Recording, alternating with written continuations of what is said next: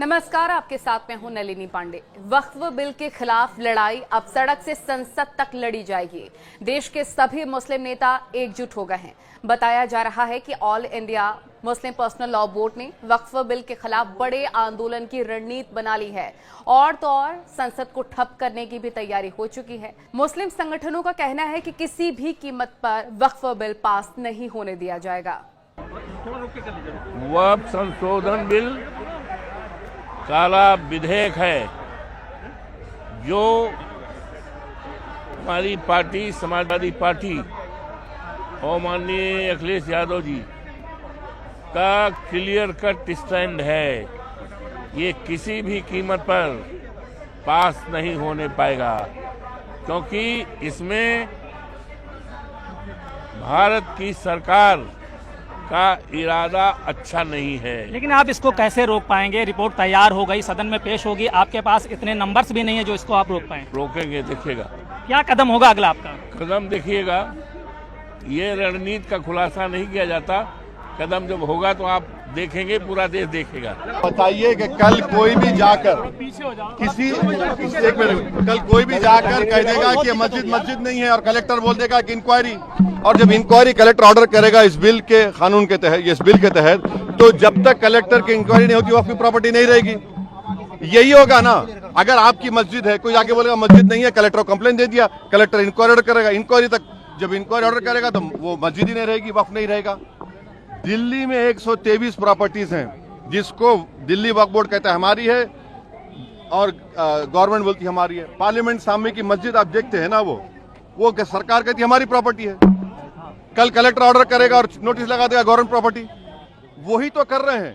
और हिंदू धर्म में, सिखों के धर्म में, जैन धर्म में, बौद्ध धर्म में उनके जो मजहबी बोर्ड्स हैं उसमें तो कोई उन्हीं का मजहब का नहीं बन सकता है। यहाँ पर आप कैसे बना रहे हैं फिर, और ज्यादा बना सकते हैं क्या? इससे वक्फ को बचाने का कोई ताल्लुक नहीं है। क्या इससे लगता है कि आपसी, जो आपने जैसा भी कहा, कि क्या फर्क पड़ेगा आपसी भाईचारगी पे, हिंदू पे, मुसलमान? ये इंशाल्लाह नहीं पड़ना चाहिए। मेरी सरकार वही चाहती है ताकि देखिए आप अचानक संभल का उठा दिए, जबकि 1880 में वो मसला हल हो चुका है। अरे भाई, पासमानदा मुसलमान का, आपका एक मुसलमान का एमपी नहीं है? बेशर्मी की भी कोई हद होती है यार।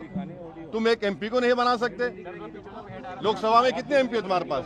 कितने तुम्हारे पास मंत्री है बताओ, मिनिस्टर है? आप हमको ये बताइए कि कौन सा प्रोविजन जो वक्फ को फायदा पहुंचाएगा। सर ये मुहिम, सुनिए, आप कह रहे हैं कि ओरल गिफ्ट नहीं होगा और फिर आप कानून ये कह रहा है कि अगर मैं वक्फ, ये बिल में कह रहे हैं कि आप ओरल गिफ्ट मस्जिद को नहीं कर सकते मगर ओरल गिफ्ट अपने औलाद कर सकते। ये कौन सा कानून है? ट्रांसफर ऑफ प्रॉपर्टी एक्ट तो एक्ट है ना, कैसा करेंगे आप? ये काट के हटा दो। महिला पहले से मेंबर है, महिला तो आप लोग पढ़ते नहीं है, महिला पहले से मेंबर है। में नहीं हो, पार्लियामेंट में क्या मूड बन रहा है, सरकार के लोग क्या कह रहे हैं, वो पार्लियामेंट के जो हमारे यहाँ नुमाइंदे आए थे उनको ज़्यादा अंदाज़ा होगा। मैं कह नहीं सकता हूँ, लेकिन मैं उम्मीद करता हूँ कि सरकार को कम से कम इस बात पर गौर एक दफ़ा और करना चाहिए। जब इतना स्ट्रॉन्ग फीलिंग आवाम की तरफ से आ रही है तो सरकार अगर अपने आप को रिस्पॉन्सिबल डेमोक्रेटिक सरकार मानती है तो उसको इस पर रिस्पॉन्स देनी चाहिए। मसला मुसलमानों का है और मुसलमानों के मसले पर हम लोग पार्लियामेंट में भी और जेपीसी में भी और यहाँ भी सब जगह लड़ाई लड़ेंगे। लेकिन आप तो जेपीसी कमेटी में थे, क्या मसले रहे जो हल नहीं हो सके? क्योंकि आपने डिसेंट नोट भी दिया था और जो जेपीसी कमेटी के अध्यक्ष है उन्होंने कहा जो भी डिसेंट नोट दिए गए वो भी सबमिट किए गए हैं। कहाँ पे मसला हल नहीं हो सका, आज विरोध प्रदर्शन करना पड़ रहा है? देखिए, विरोध प्रदर्शन तो उनका है, मुस्लिम संगठनों का, क्योंकि इसके अंदर कई आर्टिकल्स ऐसे हैं जिनके ऊपर ओवरलैपिंग हो रही है। संविधान के अंदर ओवरलैपिंग नहीं की जा सकती। तो क्या इस विरोध प्रदर्शन से मसला हल होगा? मसला हल नहीं होगा। देखिए, मसला अभी एकदम, ये आप सोच रहे हैं कि अभी हम प्रदर्शन होगा और एकदम सरकार वापस ले लेगी, ऐसा कुछ नहीं होने जा रहा है। लेकिन लोगों को जागरूक रहना चाहिए, लोगों को जानना चाहिए।